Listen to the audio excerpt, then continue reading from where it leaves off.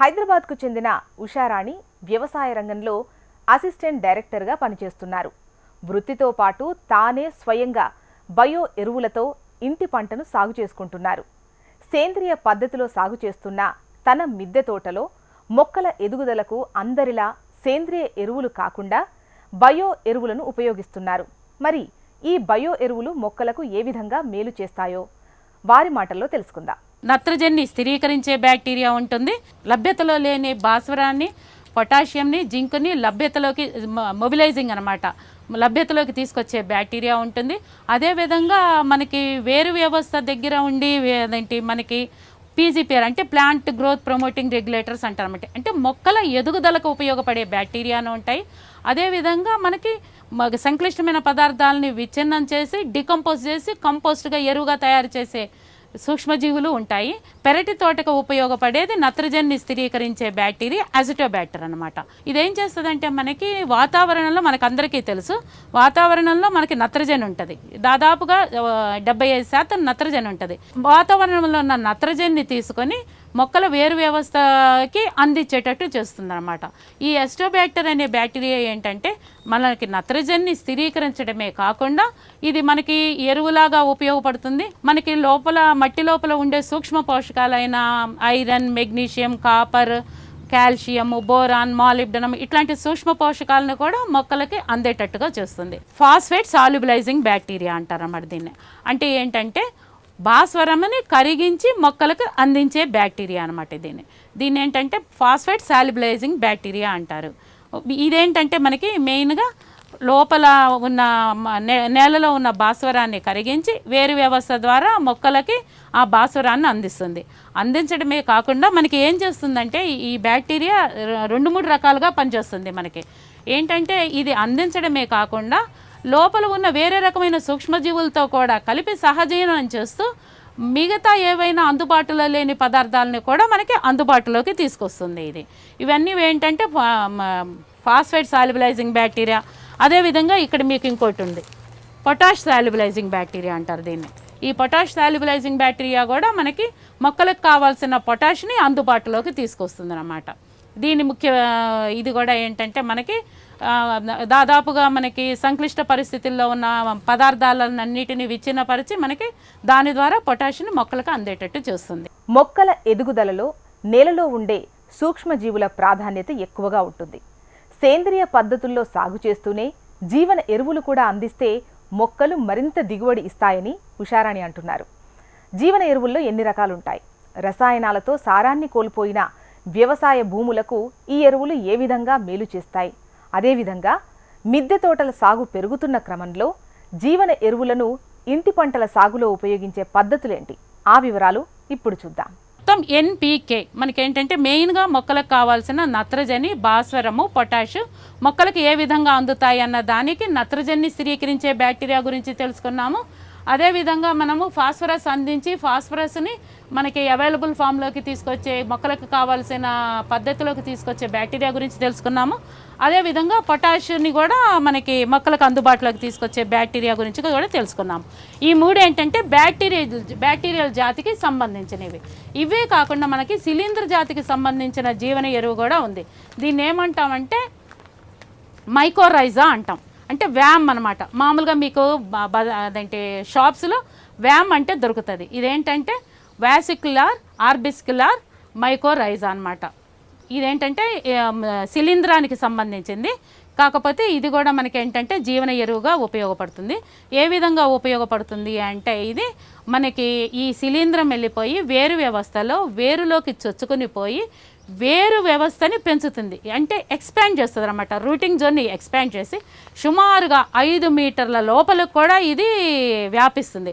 5 మీటర్ల లోపలికి వ్యాపించి 5 మీటర్ల కిందనున్న పోషకాలను కూడా మనకి మొక్కల్ని అందుబాటులోకి వచ్చేటట్టుగా చేస్తుంది అన్నమాట. జీవన ఎరువుల్ని దాదాపుగా 3 రకాలుగా మనం వాడచ్చు, 3-4 రకాలుగాను కూడా వాడచ్చు.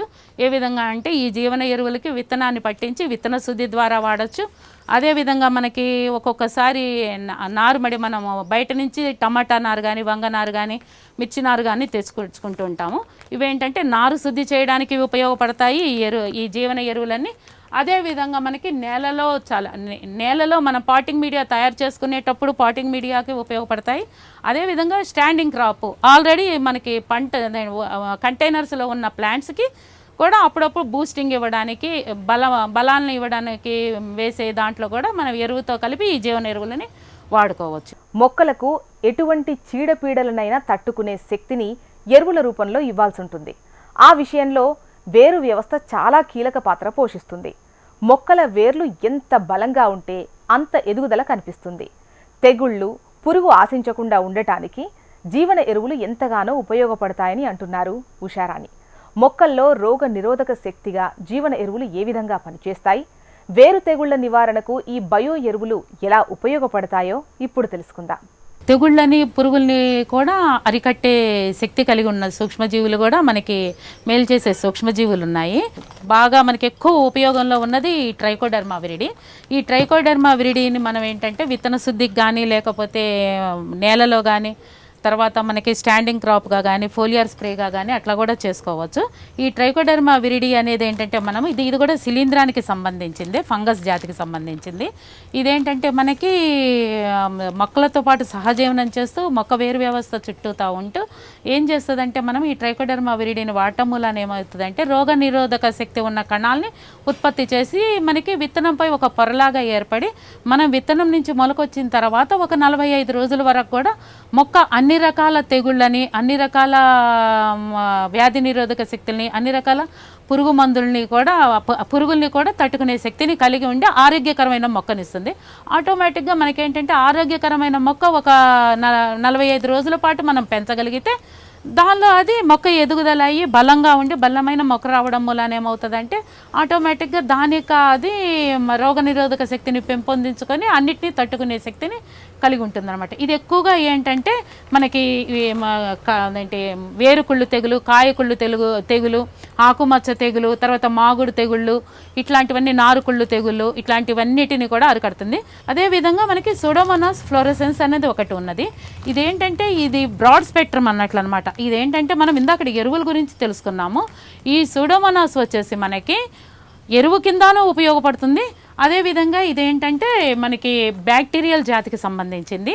ఈ బ్యాక్టీరియా ఏంటంటే మనకి మెయిన్గా మనం ఇందాక ఏదైతే మనం ట్రైకోడెర్మా విరిడి కుళ్ళు తెగుళ్ళకి ఏ విధంగా అరికడుతుందని చెప్తున్నామో ఈ సూడోమోనాస్ కూడా మనకి అదే విధంగా అన్ని తెగుళ్ళని అరికడుతుంది. అరికట్టడమే కాకుండా మనకి ఏమవుతుందంటే ఇది మనకి సూక్ష్మ పోషకాలని మొక్కలకు అందించే విధంగానూ చేస్తుంది. అదేవిధంగా ఏంటంటే భాస్వరము అవైలబిలిటీలోకి తీసుకొస్తుంది. అన్అవైలబుల్ ఫామ్లో అంటే అందుబాటులో లేని కాంప్లెక్స్ సంక్లిష్టంగా ఉన్న భాస్వరాన్ని తేలికపరిచి మనకి సరళీకృతం చేసి ఆ విధంగా కూడా మనకి ఇది ఉపయోగపడుతుంది అనమాట సూడోమోనాస్ ఫ్లోరోసెన్స్. ఇదేంటంటే సూడోమోనాస్ ఫ్లోరోసెన్స్ మనకి ఈ విధంగానే కాకుండా మనకి జిబ్బరెలిక్ యాసిడ్స్ని, హార్మోన్స్ని, ఆ విధంగా ఎంజైమ్స్ని, మొక్కలకు ఉపయోగపడే ఎంజైమ్స్ని కూడా రిలీజ్ చేసి మనకి మొక్కలకి అందుబాటులోకి తెస్తుంది. ఆ తర్వాత అదేవిధంగా ఈ మెటరైజం అనేది కూడా మనకి శిలీంధ్రానికి సంబంధించింది.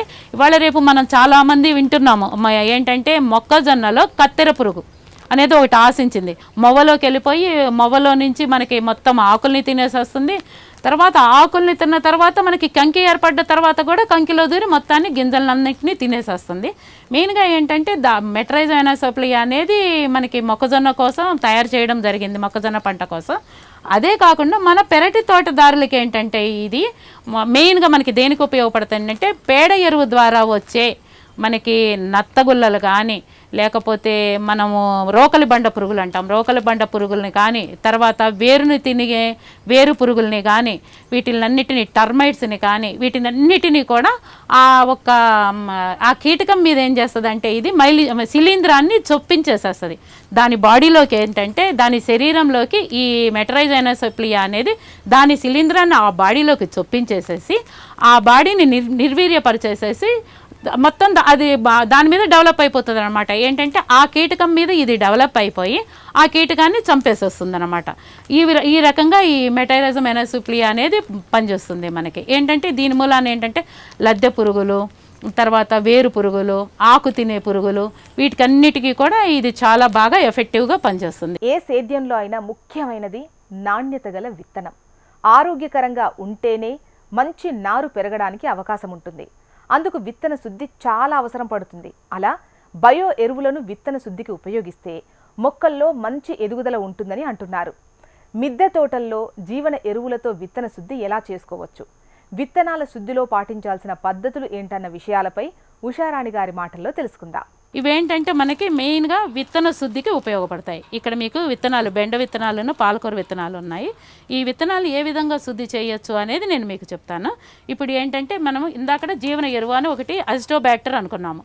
ఇవన్నీ ఏంటంటే మొత్తము కలిపి 1:10 రేషియోలో ఏదైనా ఉందనుకోండి, 1 గ్రాము విత్తనానికి మనము 10 గ్రాములు, 1 గ్రాము విత్తనానికి వీటిలన్నిటినీ కలిపి 10 గ్రాములు దాదాపుగా మనకి 10 ml వాటర్లో పేస్ట్ లాగా చేసుకొని విత్తనానికి పట్టిస్తామన్నమాట. నేను మీకు చూపిస్తాను అన్ని ఏ విధంగా. ఇది ఇప్పుడు నేను అజిటోబ్యాక్టర్ కొంచెం తీసుకుంటున్నాను. దీని ఏంటంటే ఫాస్ఫరస్ సాల్యుబలైజింగ్ బ్యాక్టీరియా, అంటే భాస్వరాన్ని కరిగించే ఎరువు అనమాట. ఇది వచ్చేసి పొటాషియాన్ని కరిగించే ఎరువు, దాన్ని కూడా నేను తీసుకోవడం జరుగుతుంది. ఇదేమో మనం ఇందాక అనుకున్నాము, అదేంటి మైకోరైజా అని.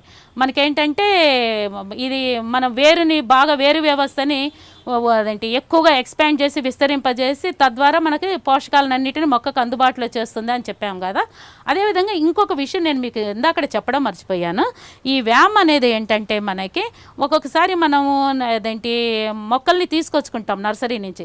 తీసుకొచ్చుకున్న తర్వాత మన ఇంట్లో కుండీలో పెట్టుకోవడం జరుగుతుంది. అప్పుడు ఏంటంటే ఈ వ్యామ్ అనే దాన్ని మనం మొక్క పెట్టడానికి ముందు ఆ మట్టిలో కలుపుకొని మనం ఏదైతే మనము కుండీలో ఆ మొక్కని ఇలా పెడుతున్నామో అడుగు బాగాన ఈ వ్యామ్ అనే దాన్ని కొంచెం పౌడర్ వేసుకుంటే మనకి షాక్ ఏదైతే ఉందో మొక్క మళ్ళీ నిలదొక్కునే శక్తి అనేది ఉంటుంది కదా. ఒకటి మనం ఒక దగ్గర నుంచి ఇంకో దగ్గరికి మనం మొక్కను మారుస్తున్నప్పుడు మొక్కకు సుమారుగా 15 రోజుల నుంచి ఒక 20 రోజుల వరకు షాక్ అనేది ఉంటుంది.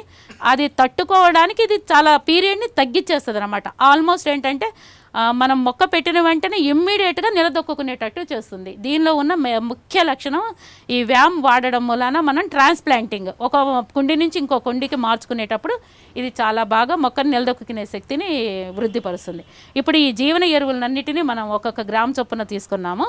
అదేవిధంగా నేను ఈ వీటిని ఏంటంటే శిలీంద్రనాశుల్ని, అదేవిధంగా కీటకనాశుల్ని కూడా నేను కలుపుతున్నాను. మనకేంటంటే మనం విత్తనం ద్వారా కానీ మట్టి ద్వారా కానీ ఏమన్నా ఫంగస్, కుళ్ళు తెగులకు సంబంధించినవి ఏమైనా శిలీంధ్రాలు, ఫంగస్లు ఉంటే వాటిని కూడా అరికడుతుందని చెప్పి వీటిని కూడా నేను 1 గ్రామ్ తీసుకుంటున్నాను మీకు. ఈ మూడింటిని వీటిని ఏంటంటే ఈ మొత్తం ఈ తీసుకున్న మనం ఈ జీవన ఎరువుల్ని, శిలీంద్రనాశుల్ని, కీటకనాశుల్ని శుభ్రంగా కలిపేసేసి మనం ఈ విధంగా దీనికి ఏంటంటే మొక్క గింజకి పట్టాలి అంటే మనం ఏదైనా జిగురు పదార్థాన్ని కలపాలి వీటిల్లో. ఆ జిగురు పదార్థానికి ఏంటంటే మనం బెల్లం ద్రావణమైనా కలపచ్చు, లేకపోతే ఒక పంచదారని కొంచెం తీసుకుని ఒక 10 నిమిషాల పాటు దాన్ని మరిగించి కొద్దిగా జిగురు ఏర్పడిన తర్వాత ఆ విధంగా పంచదార ద్రావణాన్ని అయినా తీసుకోవచ్చు, లేదు అంటే గంజి ద్రావణాన్ని అయినా తీసుకోవచ్చు. ఏం లేదు, మనకి విత్తనానికి ఇవన్నీ కలిపినవన్నీ పట్టు ఉంచడం కోసం అని చెప్పి మనం గంజిది ఇప్పుడు నేను ఇక్కడ దీనికి ఏంటంటే ఒక పేస్ట్ లాగా తయారు చేయడం కోసమని గంజి వాడుతున్నాను. ఇవేంటంటే మీకు విత్తన మోతాదుని బట్టి, విత్తనాన్ని బట్టి ఏది ఎంత కలుపుకోవాలి అనేది మీకు తెలుస్తుంది. వీటిలన్నిటినీ సమపాళ్లలో తీసుకొని ఆ విత్తన మోతాదుని బట్టి మనం ఎంత కలుపుకోవచ్చు అనేది మీకు అర్థమవుతుంది. ఆ రకంగా మనం ఈ విధంగా మనం పేస్ట్ లాగా తయారు చేసుకున్నాం అన్నమాట. పేస్ట్ లాగా తయారు చేసుకొని మనకి విత్తనానికి పట్టిస్తున్నాం. ఇది ఇక్కడ మీకు ఏంటంటే నేను 2 రకాల విత్తనాలను చూపిస్తున్నాను. పాలకూర విత్తనాలని, బెండ విత్తనాలని చూపిస్తున్నాను. మీరు ఏ విత్తనానికైనా దీన్ని విత్తన శుద్ధి చేసుకోవచ్చు వీటిని. ఇప్పుడు ఈ విత్తనానికి మనకు మందంతా ఈ జీవన ఎరువులు, ఈ శిలీంద్రనాశుల్ని, కీటకనాశుల్ని విత్తనానికి అంతా పట్టేస్తుంది కదా. ఈ పట్టేసిన తర్వాత మనం ఏం చేస్తామంటే ఏదైనా కుండలో కానీ లేదైనా ఏదైనా మనకి నీడ పట్టిన ఒక పేపర్ మీద కానీ వీటిని ఒక 2 అవర్స్ నానబెట్టేదేంటి ఎండబెట్టుకుంటే నీడ పట్టున ఎండబెట్టాలి. దీన్ని మీరు మంచి ఎండలో ఎండబెట్టద్దు, నీడకి ఇది ఆరాలన్నమాట, ఎండకూడదు, ఆరాలి. నేను ఇక్కడ ఏం చేస్తున్నానంటే ఈ కుండలో వేస్తున్నాను. వీటిని ఏవైనా సరే ఈ జీవన ఎరువులను కానీ, జీవ శిలీంద్రనాశులను కానీ, జీవ కీటకనాశులను కానీ కెమికల్ రసాయన ఎరువులతోటి కలపకూడదు. గ్లౌస్ వేసుకొని వాడుకోండి. తర్వాత దీన్ని ఈ విధంగా మనం ఏం చేస్తామంటే నీడ పట్టున ఒక 2 గంటలు ఆరిన తర్వాత మనం మామూలుగా ఎప్పట్లానే విత్తనాన్ని నాటేసుకోవచ్చు అనమాట. మిద్దె తోట మొదలు పెట్టే వారిలో చాలా మందికి అనేక సందేహాలు కలుగుతాయి. అందులో ముఖ్యంగా ఇంటి పంటలో మొక్కలు నాటడానికి ఉపయోగించే మట్టి మీద ఎక్కువ సందేహాలు కలుగుతుంటాయి. తక్కువ మట్టితో ఎక్కువ మొక్కల్ని సాగు చేసుకునే ప్లాంటింగ్ మీడియాను ఎలా తయారు చేసుకోవాలి, అదేవిధంగా జీవన ఎరువుల మిశ్రమం మొక్కలకు ఎలాంటి ఉపయోగాలు కలిగిస్తాయో ఇప్పుడు చూద్దాం. పాటింగ్ మీడియాని ఈ జీవన ఎరువులను ఉపయోగిస్తూ ఏ విధంగా తయారు చేసుకోవాలి అనేది కూడా నేను మీకు చూపిస్తాను. ఇప్పుడు నేనేంటంటే 10 కేజీల పాటింగ్ మీడియాకి ఏవేవి ఎంతెంత రేషియోలో కలపాలి అనేది నేను మీకు చూపిస్తాను. ఇది మనకి ఎర్రమట్టి 3 కిలోలు తీసుకున్నాను.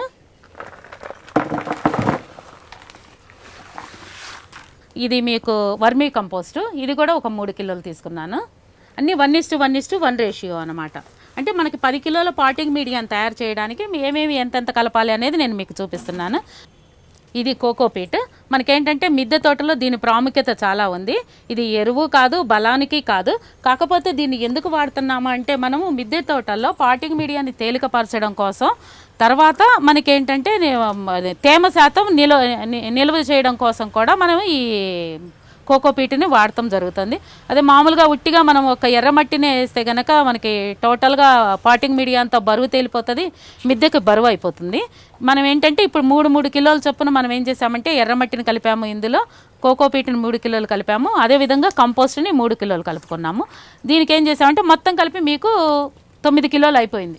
ఇక్కడికి అయిపోయిన తర్వాత మనం ఏం చేస్తున్నామంటే ఒక 3/4 కిలో నుంచి కిలో వరకు వేప చెక్కని, ఇదేంటంటే మనకి వేప చెక్క అనేది ఎరువుగాను ఉపయోగపడుతుంది. అదేవిధంగా ఇప్పటి వరకు మనం ఏంటంటే సూక్ష్మజీవుల నుంచి తయారు చేసే ఎరువులని, సూక్ష్మజీవులని ఉపయోగించి తయారు చేసే శిలీంద్రనాశుల్ని, కీటకనాశుల్ని మనం చూసాము. అదేవిధంగా వృక్ష సంబంధిత ఎరువు ఇది జీవనాశిని, శిలీంద్రనాశిని, కీటకనాశిని, అన్ని రకాలు. ఇది బ్రాడ్ స్పెక్ట్రమ్ అనమాట. మిద్దె తోటలో వేప చెక్క లేకుండా ఎవరు మిద్దె తోటని పెంచవద్దు, నా ముఖ్య సలహా. ఇది వేప చెక్క మనం 3/4 కిలో నుంచి కిలో వరకు వేప చెక్క తీసుకున్నాము. మనం ఇప్పుడు ఇది 10 కిలోలు వాడాము. 10 కిలోలకి ఇప్పుడు మనం 1 కిలో వరకు జీవన ఎరువుల్ని కానీ, శిలీంద్రనాశుల్ని కానీ, కీటకనాశుల్ని కానీ అన్నిటినీ కలిపి మనం 1 కిలో తయారు చేస్తున్నాము.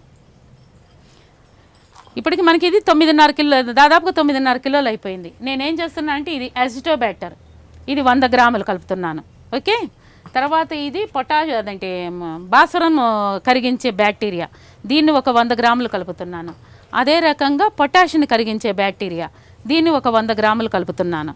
తర్వాత మనకి ఇది వ్యామ్ అని చెప్పాము, వేరు వ్యవస్థని బాగా విస్తరింపచేసి పోషకాలను 5 మీటర్ల లోతు నుంచి కూడా మనకి పోషకాలని తీసుకుంటుంది అని చెప్పాము కదా, ఇది వ్యామ్. దీన్ని దాదాపుగా ఇది ఎక్కువ కలుపుకుంటే మంచిది, ఒక 200 గ్రాముల దాకా నేను కలిపాను. తర్వాత జీవన ఎరువులు కలిపేశాను. కలిపిన తర్వాత ఇప్పుడు ఇది సూడోమోనాస్ కలుపుతున్నాను. సూడోమోనాస్ ఒక 100 గ్రాములు కలిపాను. ఓకే, తర్వాత ట్రైకోడర్మాను ఒక 100 గ్రాములు కలుపుతున్నాను. తర్వాత ఒక 100 గ్రాములు మెటరైజాను కలుపుతున్నాం. అంటే ఏంటంటే మనకి వేరు పురుగుల్ని, నత్తల్ని, తర్వాత టర్మైట్స్ని, వీటినన్నిటినీ అది నివారిస్తుంది అనమాట. ఇప్పుడు ఇదంతా కలిపి మీకు సుమారుగా 10 కిలోల పాటింగ్ మీడియా అయింది. ఈ 10 కిలోల పాటింగ్ మీడియాని మీకు ఎన్నైతే మొక్కలు ఉన్నాయో అన్ని మామూలుగా మనం ఈ విధంగా పాట్లోనూ నింపుకోవచ్చు. అదేవిధంగా మనకి స్టాండింగ్ క్రాప్ ఉంటుంది, ఆల్రెడీ కంటైనర్లో పెట్టిన మొక్కలు ఉంటాయి, వాటికి కూడా వీటిని ఏం చేస్తామంటే ఒక్కొక్క గుప్పెడు చొప్పున వేసుకుంటూ పోతాం. ఇదేమో ఇప్పుడు పాటింగ్ మీడియా కింద కలిపాను నేను. తర్వాత మీరు ఎప్పుడైనా స్టాండింగ్ క్రాప్ మీద వేయాలి అనుకున్నప్పుడు ఎర్రమట్టి కాకుండా ఉట్టిగా దానికి వర్మీ కంపోస్ట్లో కానీ ఏదైనా కోకోపీటు, ఎర్రమట్టి అవసరం లేదు మనకి స్టాండింగ్ క్రాప్కి అప్లై చేసేటప్పుడు. ఆ 2 లేకుండా మిగతా అన్నిటిని వర్మీ కంపోస్ట్ ఒక 10 కేజీలు తీసుకుని, ఉట్టి వర్మీ కంపోస్ట్ని 10 కేజీలు తీసుకుని, ఆ 10 కేజీలకి 100 గ్రాముల చొప్పున వీటిని అన్నిటినీ కలుపుకొని స్టాండింగ్ క్రాప్ మీద మనం ఏం చేస్తామంటే ఒక ఎర్రమట్టి, కోకోపీటు తీసేసి 10 కేజీలు వర్మీ కంపోస్ట్ తీసుకొని, ఆ 10 కేజీల వర్మీ కంపోస్ట్కి ఇవి ఒక్కొక్కటి 100 గ్రాములు కలుపుకొని మనం స్టాండింగ్ క్రాప్కి ఒక్కొక్క గుప్పెడు, 2 గుప్పెళ్ళు మనం మొక్క ఎదుగుదలను బట్టి, ఫ్రూట్ ట్రీస్ని బట్టి, మొక్క హైట్ని బట్టి మనము ఒక గుప్పెడు కానీ 2 గుప్పెళ్ళు కానీ కలుపుకుంటూ వెళ్తాం అన్నమాట. మిద్దె తోట మొక్కల్లో పోషకాలకు జీవామృతాలు ఎంతగానో ఉపయోగపడతాయి. అందులో భాగంగా జీవామృతంలో ఉండే సూక్ష్మ జీవులను బయో ఎరువులు కలపడం ద్వారా మరింత వృద్ధి చెందే అవకాశం ఉందని చెబుతున్నారు. మొక్కల ఎదుగుదలకు విత్తన శుద్ధిలానే బయో ఎరువులతో నారు శుద్ధి చేసుకోవడం వల్ల మంచి ఫలితాలు కనిపిస్తాయి. వీటిని మరింత వివరంగా చూద్దాం. జీవన ఎరువుని మనం జీవామృతంతో కలిపి పునరుజ్జీవనం అన్నమాట, అంటే ఎన్రిచ్మెంట్ చేసుకోవచ్చు. ఈ జీవామృతాన్ని కూడా ఇంకా బలవర్ధకం చేయొచ్చు.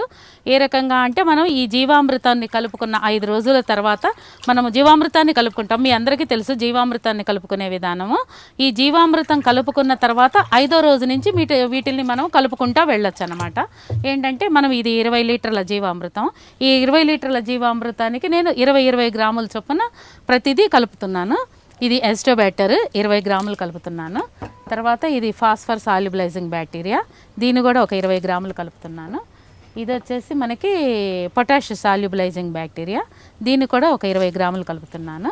ఇవి కలిపిన తర్వాత మనకి ఒక రోజు తర్వాత అయినా జీవ శిలీంద్రనాశనులు ట్రైకోడర్మా, స్యూడోమోనాస్, మెట్రైజం కలుపుకోవచ్చు అనమాట. కాకపోతే నేను మీకు వాళ్ళే కలిపి చూపిస్తున్నాను. దీన్ని కూడా ఒక 20 గ్రాములు తీసుకున్నాను. ఇది మెటరైజా. తర్వాత ఇది సూడోమోనాస్, దీన్ని కూడా ఒక 20 గ్రాములు కలుపుతున్నాను. ఏంటంటే ఇవి 20 లీటర్ల జీవామృతం కాబట్టి నేను ప్రతిదీ మీకు 20 గ్రాములు కలిపి చూపిస్తున్నాను. ఒక్క వ్యామ్ తప్పితే, మైకోరైజా తప్పితే వేరు వ్యవస్థను వృద్ధి చెందిస్తుంది అని చెప్పాము చూడండి మనం. అది ఒక్కటి తప్పితే మిగతా 6టిని నేను ఈ జీవామృతంలో కలుపుకున్నాను. 3 రకాల జీవన ఎరువుల్ని కలిపాను, 3 రకాల శిలీంద్రనాశిని, కీటకనాశినులను కూడా కలిపాను. తర్వాత ఇది ఇప్పుడు మనకి ఇదేంటంటే 5 రోజులు కంప్లీట్ అయిన జీవామృతం. 6వ రోజు నుంచి మీకు కలుపుకుంటూ వచ్చాను వీటిని. తర్వాత ఇవి కలిపిన తర్వాత ఒక 3 రోజులు ఈ సూక్ష్మజీవులను కూడా వృద్ధి చెందేటట్టుగా చేసుకొని ఒక 3 రోజులు టైం ఇచ్చిన తర్వాత నేను సుమారుగా 9వ రోజు నుంచి వీటిని మొక్కలకు అప్లై చేయడం జరుగుతుందన్నమాట. ఏంటంటే మామూలుగా అందరూ జీవామృతం కలుపుతున్నాము. జీవామృతంలో ఈ జీవన ఎరువులని, అంటే ఈ సేంద్రియ పదార్థాలకు సంబంధించిన జీవామృతం ఇది. ఈ సేంద్రియ పదార్థాలకు సంబంధించిన జీవామృతంలో జీవన ఎరువులను కూడా మనం మిక్స్ చేసి ఇంకొంచెం దీన్ని పుష్టిపరుస్తున్నాం, అంటే బలవర్ధకం చేస్తున్నాము. అంటే enrichment of the jeevamrutham with జీవన ఎరువులు మరియు జీవ కీటకనాశనులు, జీవ శిలీంద్రనాశనులతోటి మనము దీన్ని ఎన్రిచ్మెంట్ చేస్తున్నామట. మీకు అందరికీ ఒక డౌట్ వస్తుంది, ఇందులో కూడా చాలా కోటానుకోట్ల సూక్ష్మజీవులు ఉంటాయి కదా, ఆవు పేడని వీటిని అన్నిటిని కూడా ఉపయోగిస్తున్నాం కదా. మళ్ళీ వీటిని కలిపితే గనక ఇందులో శిలీంద్రనాశుల్ని ఉన్నాయి, కీటకనాశుల్ని ఉన్నాయి అని అంటున్నారు. ఈ సూక్ష్మజీవులు అందులోకి వెళ్తే ఆ సూక్ష్మజీవులు ఏమన్నా మనకి సప్రెస్ అయిపోయి ఇవి ఓవర్ డామినేట్ అయ్యి అవి ఏమన్నా సప్రెస్ అవుతాయేమో అని మీకు డౌట్ రావచ్చు. మనకి భూమిలో ఉన్న కోటానుకోట్ల సూక్ష్మజీవులకి ప్రతిదానికి ఒకదానితో ఒకటి కంపాటబిలిటీ ఉంటుంది. ఒకదానితో ఒకటి కలవడం మూలాన నిర్వీర్యం అవ్వడం కానీ అట్లా ఏ విధంగానూ జరగదు.